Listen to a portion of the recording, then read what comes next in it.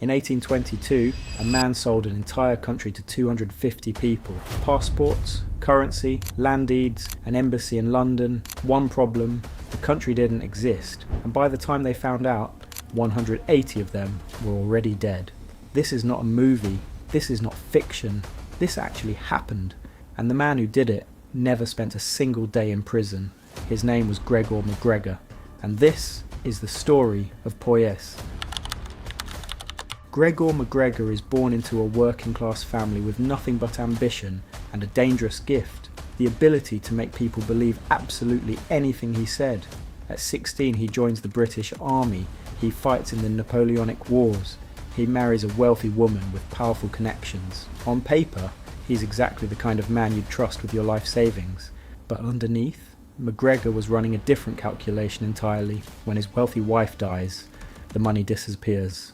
So he does what ambitious men of his era did. He sails to South America, fights in the Venezuelan War of Independence, rises to the rank of general. And here's where it gets interesting. When MacGregor returns to Britain in 1820, he doesn't come back as a soldier. He comes back as royalty. He tells London society that the king of the Mesquite Coast, a real indigenous ruler on the coast of Central America, personally granted him 8 million acres of land, his own kingdom, his own country. He calls himself the cacique of Poyais, the prince, and London believed every single word. Aristocrats invited him to dinner parties. He was given use of a country estate. Nobody questioned it, nobody checked, because why would they? This man was a general, a war hero, a prince. He walked into every room like he owned it, because in his mind, he did. Now, MacGregor got to work, and what he built next was genuinely extraordinary. Not a real country, but the perfect illusion of one. He designed a national flag, a coat of arms, military uniforms, he wrote banking regulations, he created an entire legal system, he printed official currency, Poyaisian dollars, backed by absolutely nothing. He opened a real physical embassy in London, appointed an actual man, Major William Richardson, as Poyais' official diplomat to the British Crown. Richardson personally delivered forged credentials directly to King George IV. Think about that. Fake documents handed to the actual King of England. Then came the marketing. MacGregor launched what can only be described as a viral campaign. 200 years before social media existed, he gave interviews to national newspapers. He hired publicists to write advertisements. He paid people to sing songs about Poyais on the street corners of London, Edinburgh and Glasgow. And then, the masterstroke, he published a 355-page guidebook about Poyais, written supposedly by a neutral military officer named Captain Thomas Strangeways. In reality, MacGregor himself. The book described Poyais in extraordinary detail.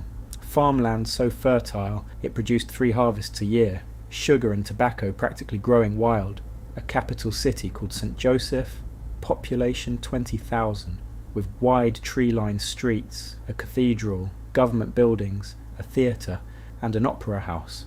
People read this book and dreamed. Land was priced at £11 per 100 acres. The average Londoner earned £1 a week. Affordable, irresistible, and you only needed 25% down.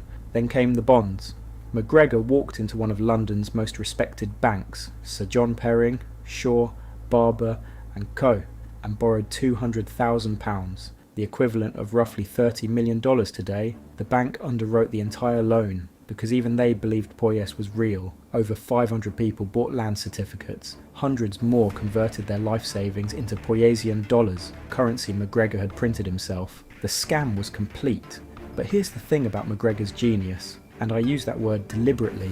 He understood one critical problem. If no one actually went to Poyais, investors would eventually ask questions. So he did something that should have been impossible. He convinced real families, real people with children, to sell everything they owned and board ships to his fictional country. The first ship, the Honduras packet, left England in the fall of 1822. About 70 settlers on board, farmers, merchants, a royal shoemaker who had been personally appointed by MacGregor to outfit the citizens of St. Joseph. MacGregor met them at the docks personally, shook hands, smiled, exchanged their British pounds for Poyaisian dollars at the gangway. Then he walked away. The second ship, the Kennersley Castle, departed from Scotland on January 22nd, 1823. Nearly 200 emigrants, entire families, men who had quit their jobs, women who had sold their furniture, children who had said goodbye to their friends. MacGregor came aboard personally to see them off, and then, in one final act of extraordinary manipulation, he announced that, since this was the first ever emigrant voyage from Scotland to Poyais, all women and children would travel free of charge. The crowd erupted. They fired a 6-gun salute from the ship's cannon. 3 cheers for the cazique. One settler later wrote in his memoir, "Little did we anticipate the misfortunes which were afterwards to befall us.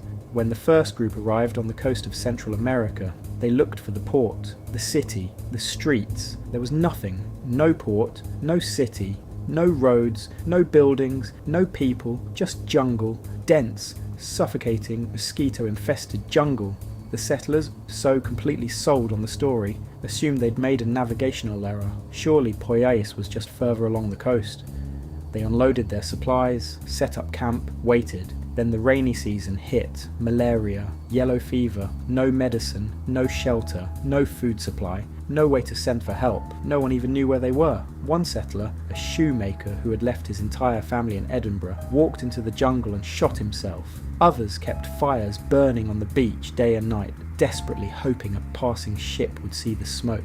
By the time a rescue vessel from British Honduras finally arrived, months later, over 180 of the 250 settlers were dead. Fewer than 50 ever made it back to Britain. Back in London, the story broke. Survivors returned, newspapers went wild.